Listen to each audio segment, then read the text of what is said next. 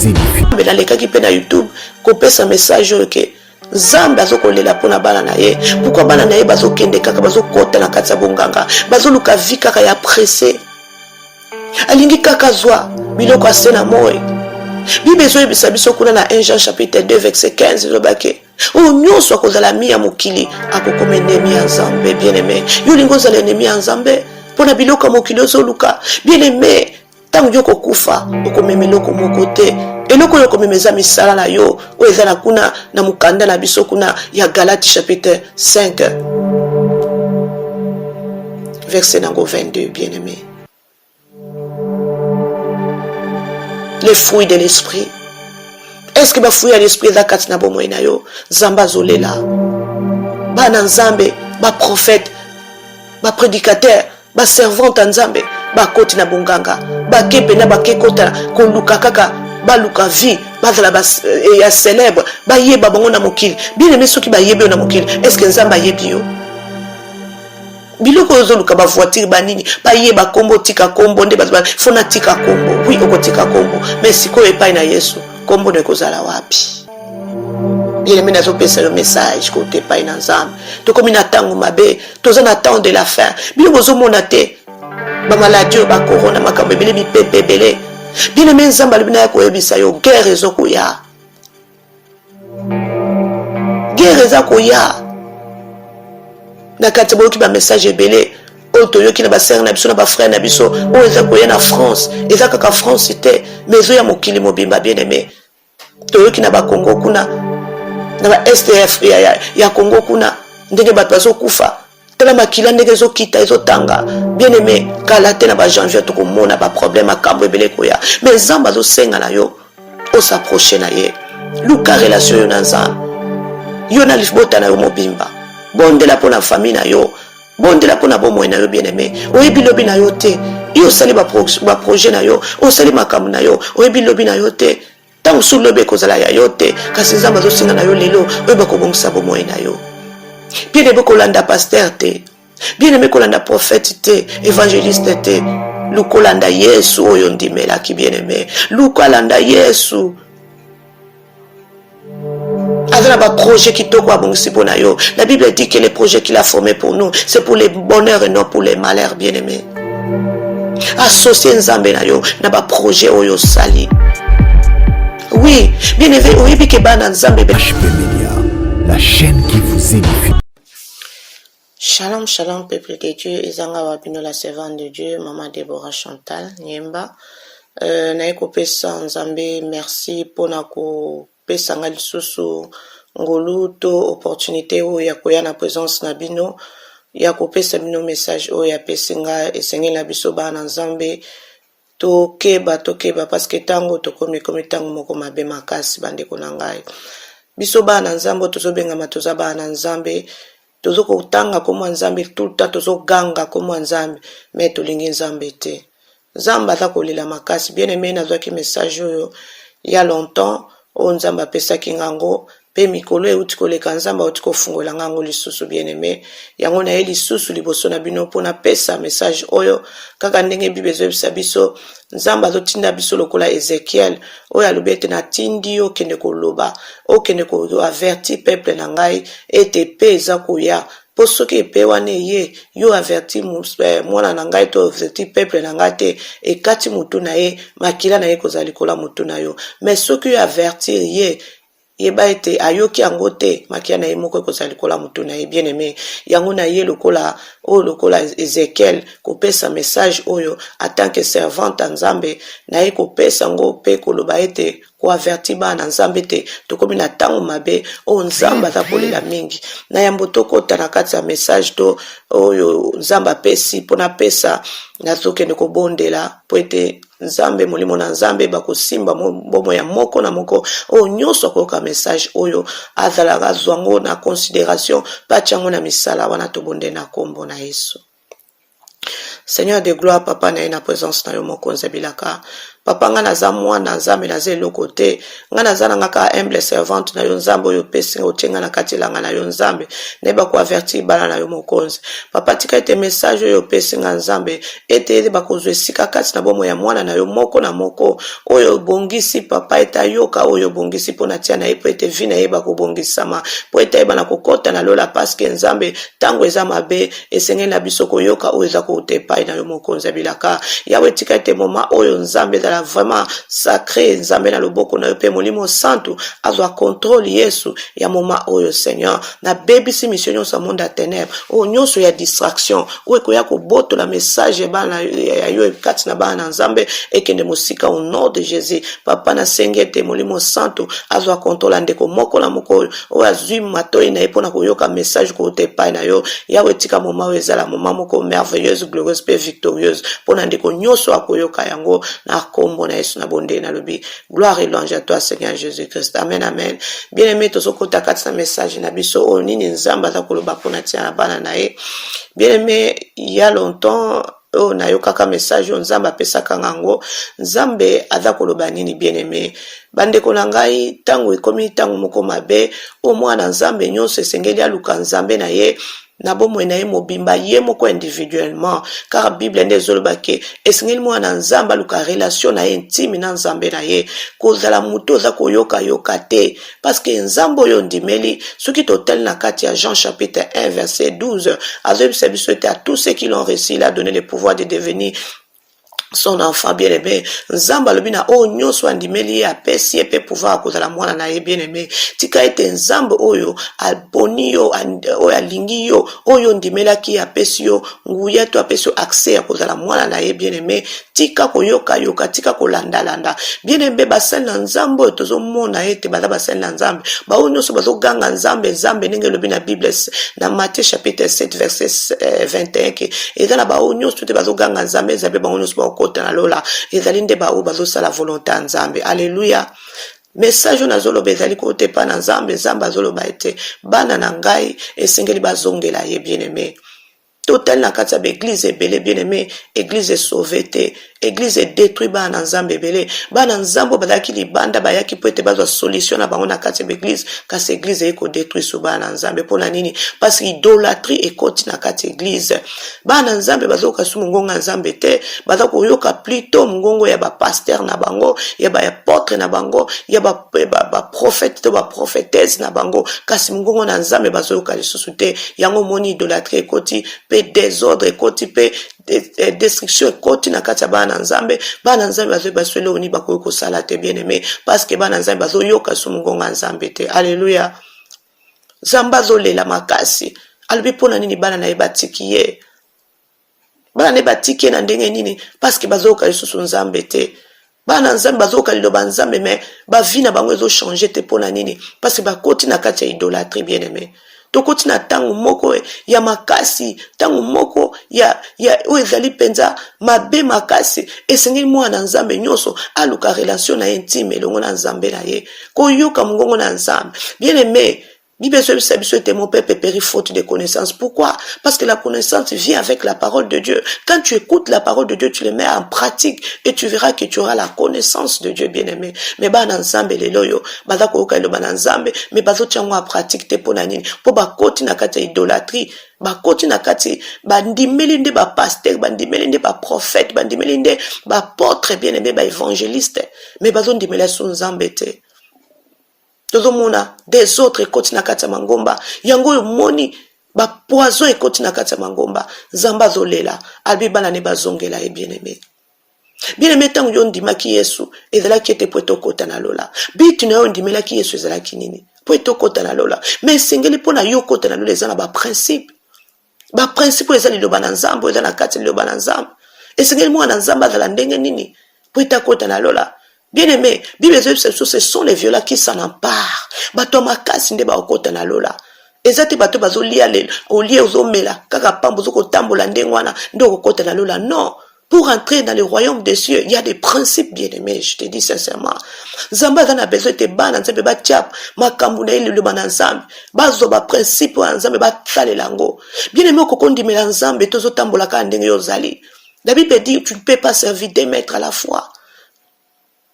Zamba zo sengete bana na iba dans la vie à repentance, bien-aimé. La repentance, c'est le changement radical, bien-aimé. Et sengeli bana nzambe ba changer vie na bango. Bana nzambe ba longola kati idolâtrie. Bana nzambe ba longola ba message où ya prospérité. Bien-aimé, la Bible dit cherchez d'abord le royaume de Dieu et le reste vous sera donné par-dessus. On n'a jamais vu quelqu'un qui est mort et a memi biloko na inyoso o azalaki nango, ba bozwi azalaki nango, bandako azalaki nango, ba voiture azalaki nango, biloko nyonso malonga azalaki to ba diplôme amemaki yango. Bien-aimé, ceux qui mutakufi a okendeka na maboko na epamba, biloko nyonso ekotikala. C'est pour cela la Bible dit cherchez d'abord le royaume de Dieu, le reste vous sera donné par-dessus. Bien-aimé, nazolo ba message on nzamba za kolela mingi. Nzamba le bibana na ebatiki, bien-aimé. Batiki epona nini? Parce que bakoti na idolâtrie na kati ya mangomba bana nzambe bazoka su nzambe te, mais bazoka plutôt basali na nzambe.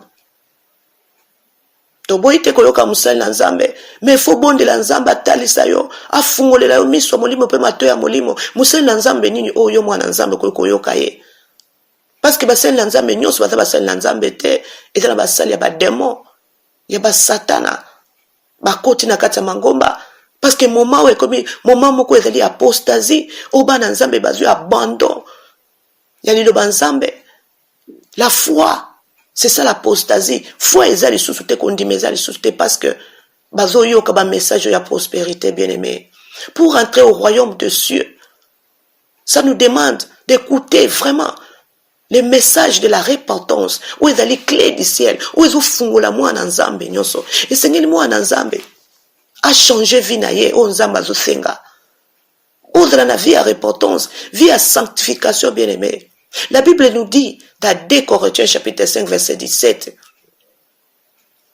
quand quelqu'un a reçu Jésus-Christ dans sa vie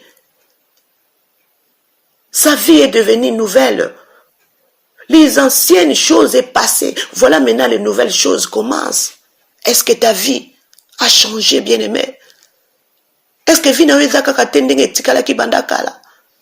Ndenge ozalaki kotonga, ndenge ozalaki koina, rankino ezalaki kati na yo, koyiba, lokuta kati na yo, kotonga kati na yo, bondumba kati na yo. Bien-aimé, est-ce que solongoli yango tomoni na kati ya mangomba, bien-aimé, kati na l'église, tala makambo nyonso eza na kati ya l'église, bien-aimé. Nzamba za kolela. Bien-aimé, biloko eza ko empêcher bana nzambe bakota na lola. Nzamba lobi na sali deja na kitinda ki mwana nga ye, asali ba place ezebele. Mais bana nanga bali kokota na lola te, bien-aimé, nzamba zolela. Nzamba zo bato luka vie à repentance. Mwana nzambe nyonso moko na moko. Aluka vie na ye. Aluka intimité ye na nzambe.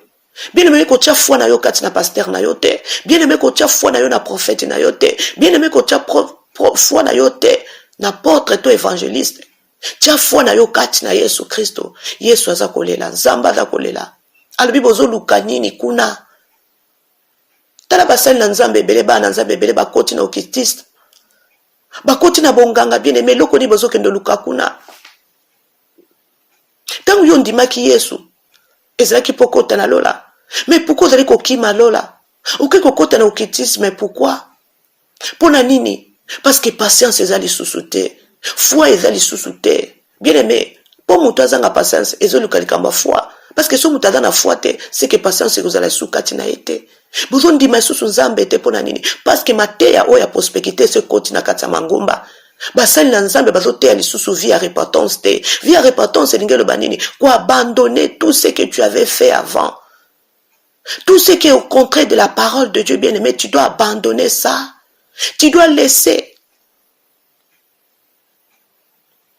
Et sengeli na yo, bien-aimé, ou se dépouiller na biloko nyonso ezali ya nzambe te. On luka vie, il y a repentance. Changement kota na vie na yo, bien-aimé. Luka ou dans la présence nzambe tout le temps na zela mabondeli. Koyoka liloba nzambe pe ko tiango en pratique. Mais tozo mona lelo na kati mangoma, bien-aimé. Ba église zo tonda kaka. Makambo ebele zo koma. Mais ba na nzambe vie na bango. Bazo ko mettre ngo au sérieux te. bazo mettre le banzamba en pratique te yango ezole les sans âme. Bien aimé, to comme une attente de la fin. La Bible dit que Jésus revient bientôt. Il est déjà là, bien aimé. Mais tout le monde a vie à bas ensemble, ils ont changé te. Yango nazo pesa message on zamba zolela. Message on azo pesa zamba zolela. Azolela pona bana na ye. Tout le monde a prophétie zebele. Mais vie à bas ensemble, ils ont changé te. Bien aimé, Luka vina yo. Luka intimité dans ensemble na yo, bien aimé. La Bible dit que le salut est individuel. Le jour où tu seras mort, bien aimé, tu ne seras pas avec ton pasteur. Tu ne seras pas avec ton prophète. Bien aimé, tout comme une attente mabe. Luko tambu sa vina yo longo na Yesu. Luko abandonné nyoso banda eko sala, bien aimé. Oyebi vina yo te lobe zanini. Oyebi lobi na yo te bibezolo ba ete. Esengelo sala lelo po ete tango yo. Lelo ezali pona yo, mais lobe za yo te, bien aimé. Luka o préparé vina yo.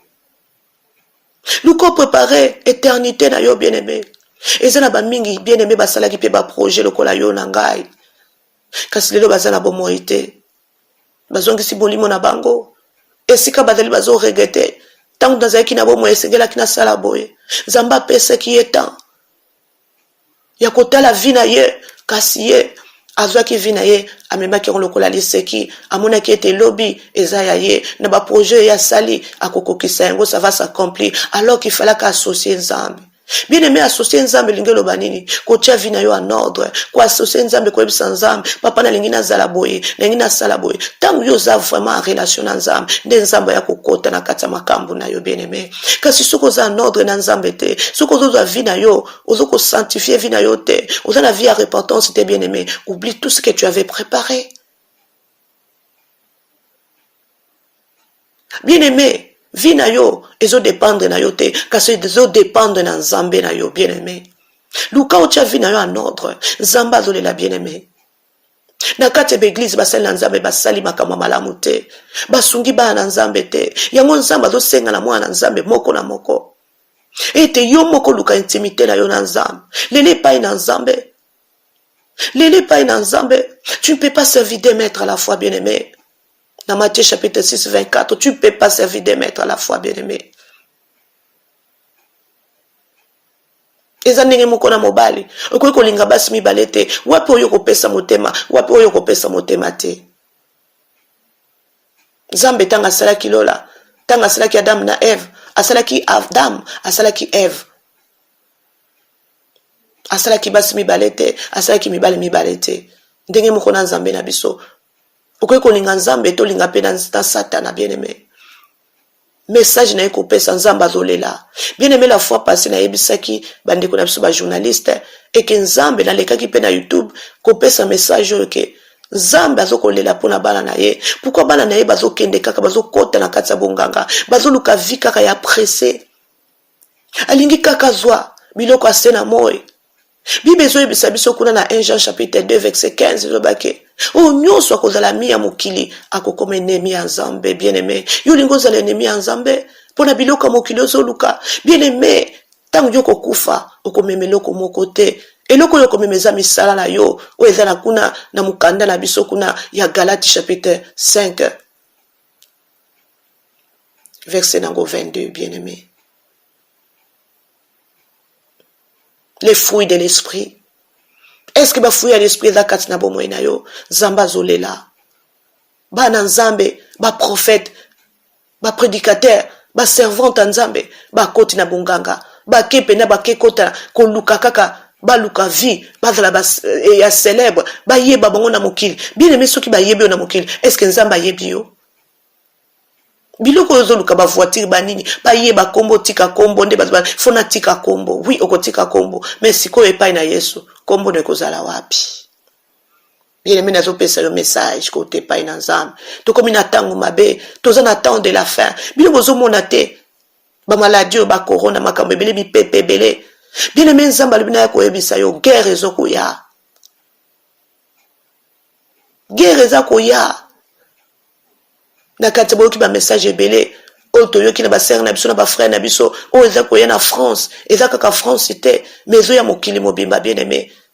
Toyoki na bakongo kuna na ba STF ya Congo kuna ndenge bato bazokufa tala makila ndenge ezokita ezotanga bien aimé kala te na bajanvier tokomona baproblème akambo ebele koya mais nzambe azosenga na yo osapproche na ye luka relation yo na nzambe yo na libota na yo mobimba bondela mpo na famille na yo bondela mpo na bomoi na yo bien aimé oyebi lobi na yo te yo osali baprojet na yo osali makambo na yo oyebi lobi na yo te ntango mosusu lobi ekozala ya yo te kasi nzambe azosenga na yo lelo oyeba kobongisa bomoi na yo bien aimé kolanda paster te bien aimé kolanda prophète te évangéliste te lukolanda yesu oyo ndimelaki bien aimé lukolanda yesu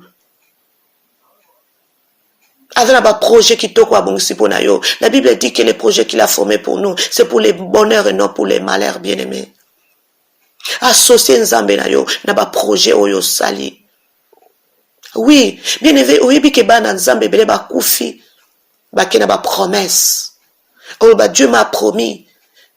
Nzambe a promettre nga, a kopesa nga libala. Dieu m'a promis, il va me donner le travail. Dieu m'a promis, il va me donner les enfants. Dieu m'a promis les visas. Dieu m'a promis des diplômes. Oui, Dieu t'a promis. Mais il y a des belé, baki na ba promesse na sena kunda, baki na ba promesse na kufa, baki na ngo bien aimé pour la nini. Parce que bazala ki attentif te. Parce que batambola ki na kobanga nzambe te. Ok na ba promesse baki na ngo. Ndenge moko lelo nzamba zo na yebisa yo. Apesi ba promesse oui bien sûr. Est-ce que vous associez nzambe na ba promesse wana? Est-ce que vous tambola selon la parole de Dieu? Est-ce que vie na yo za vie à repentance? Est-ce que vie na yo zo sanctifier ngo? Pour promesse wana nzambe apesi ekokisama. Oui. Et Seigneur toujours tous na ba promesse nzambe apesi biso to kangango. Ba révélation nzambe atalisi biso ezama bete. Yango na Bible ezobisa so na Deutéronome chapitre 28 na 1 kuna tina ba 12 kuna bien aimé tina 7. Nzambe lobete akopambola yo a condition que otambola na kobanga ye. Eza na ba condition panza me za condition ba principe akopambola yo. Mais loko ezofenga na ye akopambola yo mais otambola na kobanga ye. Ce qui obangi était bien aimé ba profession nzambe nyosa lobi ekoleka na mai. Mingi bakena ba profession ya minene o nzamba loba pona bango nzamba zolela bien aimé na ekopesa yo message yo. Luka osala relation intime na nzambe na yo. Zongela nzambe na yo. Retourne-toi bien-aimé. Cherche une vie de la repentance bien-aimé. Et dans l'église ite nde dozo ke nokutana na nzambe. Partout ozali na kati ya ndako na yo. Belela kombo na nzambe na yo. Tomwe na kati ya église ebebisi bana na nzambe bele. Bien-aimé nazoloba eloko te po na kita faire quitter bino na kati ya église non. Kende koyoka liloba nzambe mais tuna nzambe siko oyo ozokende est-ce que ezali esika na ye est-ce que ezali esika bademo te est-ce ozokende kose préparer enfer na yo te na nzela église oyo place oyo ozokende est-ce que mosali na nzambe ozoyokaka ye est-ce que aza auti epai na nzambe to azali oyo agence satan atindi po ayeba korécupérer bana nzambe bien aimé ntango ekomi mabe nzambe alobi toyoka nde ye tolongola idolâtrie eza na baidolâtre ebele kati na mangomba. Yango na ekopesa message oyo bien aimé. Tala na décembre oyo nzamba yebisaki deja biso bana nzamba tozala la présence na ye parce que esprit des morts ezotambola. Satan azosala ba sacrifice na ye makila tala bana nzamba tozomona tala nde bato ebele bakufi toboyi te bato bakufaka na bango butu nyonso azokufa na ye mais nzamba avertisaki ke na décembre esenge bana nzambe baza na présence ya nzambe na nzela mabondeli. Batu ba bima te ba voyager penza te avant na yo ko voyager faut ko tuna nzambe le ban nzambe est-ce que nzelo nazo bima o sepel nango permettre ngana bima po ete satana a préparé mitambo pe ba piège na nzela ba sortir oyo bien aimé ete makila etanga bien aimé to bondela pona bandeko na biso pona bana na biso po toza pe na bana misusu pe basi bakoli okoki koyebisa eloko te mais zwa kaka kitisa mabolongo na yo lele pa na nzambe yawe kenda ko protéger bana na ngai protéger bandeko na ngai esika bakokende bazala protéger protection divine ezali kona bango alléluia nzamba azosenga azolela makasi boyoka ba témoignage ya papa na biso takumuda na papa na biso mwamba Claude mwamba ba témoignaki po bango bawutaki kuna na kati ya monde wana basalelaki monde wana basalelaki satana démon mais baye lelo bazosalela nzambe parce que nzambe apermetaki baya bakende kuna bamona oyo ezalaki kuna bien aimé epai na satana eloko moko eza te.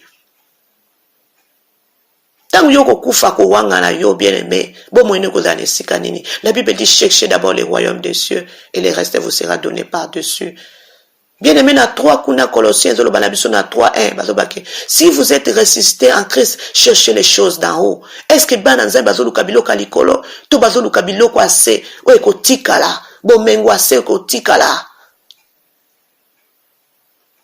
Et dans la sens c'était bien aimé luka bomoi na yo obongisa bomoi na yo po ete lelo to lobi soki ezwi bien aimé ozala esika malamu oke na lieu de repos na mokili oyo toza totumate na makambo ya sena mo eza tozo souffrir luka ke bomoi na yo soki okufi lelo eza na esika ya repos eza na esika malamu parce que yesu akebongisela yo esika malamu bien aimé.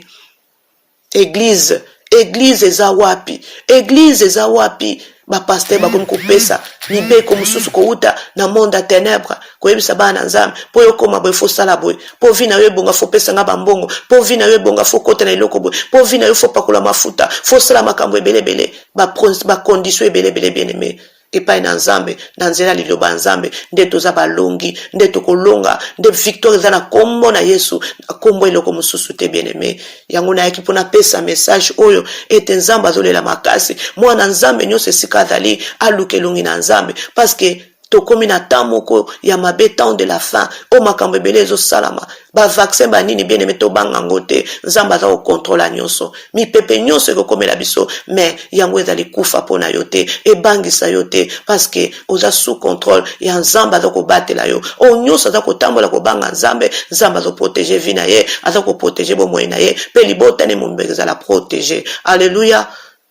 Na kati ya message oyo ebimi mwana nzambe moko na moko atala vi na ye ndenge nini obandaki kotambwisa yango. Oui baréclamation ya bafamille na biso ezali mais mpo baréclamation wana bademo wana ya famille baatake yo te esengeli vi na yo ezala vie ya repentance bien aimé. Tu peux écouter la parole de Dieu oyo ezolobela biso si la réclamation ya famille mais réclamation na mpo baréclame yo te esengeli vi na yo ezala vie ya repentance bien aimé. Esengelo tambola na kobanga nzambe esengelo sanctifier vi na yo chaque jour na bomoi na yo otambola na kobanga nzambe. C'est ça les messages o nzambe apesaki ngana ya kopesa peuple na ye bien aimé tobanga nzambe tozongela nzambe lelo eza ya biso lobi eza ya biso te bato mingi mpe basali baprojet mais lelo oyo baprojet na bango eke na mai bien aimé luka te ata lelo ekozwa yo ata nzambe alobaki mpona projet wana lelo soki ezwi yo okena lieu de repos bien aimé. L'enfer existe bien aimé bazokosa yo te l'enfer existe eza esika okende te bien aimé. Yango nzambe azolela mpona bana na ye ezalaki message oyo nzambe apesaki nga na kopesa nga naza na kaka lokola Ezekiel naza lokola sentinelle oyo nzambe atindi nga comme prophétesse ya kopesa message oyo ya mwana ye moko na moko akoyoka yango. Bien aimé tala esika ozokende kobondela bapoise ezokota ebele mpona nini bapoise komi na kati ya baeglise mpo bato ebele baza mosika na nzambe. Vraiment kokondima ke bana nzambe bakoki kosala bakoki koyina na boye na kati ya mangomba jalousie ekoti makasi kindoki ekoti makasi mpona nini parce que bato baza mosika nzambe vie ya repentance eza te parole ya repentance eza te. Repentance ezali changement kokota na kati ya bonzambe vie na yo ezala vie changer otika oyo nyonso ozalaki nango kala e vie na yo ekoma vie moko nouvelle. Yango ezalaki message na ya kopesa tika nzambe na lola amona moko na moko bien aimé zwa liloba oyo méditer vie na yo fanda zwa kimia tala bomoi na yo loba ete lelo eza yanga loba eza yanga te bien aimé parce que eza na bamingi oyo lelo baza na bakufi lelo basalaki mpe baprojet lokola yo na ngai lokobongisa vie na yo. Nous sommes dans les temps de la fin. Jésus revient bientôt. Oezalaki message na kopesa yo luka vie na yo. Tu as un ordre na vie na yo bien aimé. Oyo zo sala nzambe azosepela nango te obengi mwana nzambe mais vie ozotambola nango oyo ozosala ezoko correspondre te na vie ya mwana nzambe tala vie na yo. Est-ce que oza idolâtre? Pasteur nyo ozotie liboso na yo akomi lokola nzambe na yo. Évangéliste nyo ozotie obosani nzambe. Apostasie ekoti na kati ya mangomba bien aimé senga nzambe apesa yo lisusu kondima tia kondima no epai na nzambe Bien-aimé, ce n'est pas encore trop tard. Zamba a besoin na yo, azo sengo zongela ye bien-aimé. Tika nzambe na lola, amona moko na moko, na o nyonso bandeko nyonso ba yoki message oyo, ete ba ko changer ba vie na bango, ba luka en ordre, a luka intimité ye na nzambe na ye, les saluts individuels. Maman na yo te akoloba liboso na yo, papa na yo te ndeko na yo te, prophète te, pasteur na yo te. Alléluia. To komisi batu badedi wane uti wapi bien-aimé. Pasteur, to boite, dedi nini, Yesu ndazali nzambe na yo. To tika babini bo badevu koko baba kombo ezanga tina o satan zo ya ko distraire bana nzambe. To longwa na kati ya distraction. Bana nzambe bo bima na kati ya distraction ya badedi. Nzambe na yo ndaza papa na yo, azanyoso pona yo. Tia confiance n'est pas en nzambe. Okomona vie na yo ko changer ko la transformer pe libota na yo ko bikisama pe soki lelo ezuyo bien aimé ko na vie de repos. Mais amen amen. Tika nzambe na lola mona moko na moko ezala ki wabino la servante de Dieu Mama Deborah Chantal Niemba ete nzambe azwa lokumu azwa kembo na nyonso ayo tropesa loko a message luka o transformer vie na yo changer bien aimé. Tika nyonso na tiki nyonso maboko nzambe nde na bondeli pona ko sisa message oyo amen. Seigneur de gloire papa natiki mwana yo moko na moko onyosa yo ki message oyo nzambe yawe touche moko na moko molimo santo na yo azwa contrôle bomo ya moko na moko onyosa yo ki loba o nzambe ete vie na ye changer vie na ye bongwa na Seigneur akoma nouvelle créature Seigneur ndengo lobi na biso na makomi na yo mokonzi bana ne ba luka biloka likolo o ekomema bango na lola misala o ezali misala malamu o ekomema mutu après la mort Seigneur Jésus yawe touche quelqu'un touche oyo nyonso koyoka liloba oyo nzambe vina ezala transformer papa na ngai restaurer via moko na moko akoyoka message oyo nzambe papa natiki bana no na se ya loboko no ntango ekomi mabe papa na ngai simba bana na yo fungola bango papa pesa connaissance na ndeko nyonso akoyoka liloba oyo Seigneur na ngai azala réveiller papa na ngai bao nyonso balalaki balamuka papa po ete ntango eza mabe mokili ekoti molili nzambe fungola bana na yo lumière na yo ekota kati na bomo ya bana na yo nzambe pesa lumière nzambe. Parce que la Bible dit, les ténèbres ne régneront pas toujours, Père. Ça, c'est l'ère de la lumière, Seigneur Jésus. Merci, Seigneur Jésus. Na paix sur merci. Na kombo na esonde tolobi. Gloire et louange à toi, Seigneur Jésus-Christ. Amen, amen. Ezalaki wabino la servante de Dieu. Mama Deborah Chantal Niemba. Amen, amen. Nzamba pambola moko na moko. HP Media, la chaîne qui vous édifie.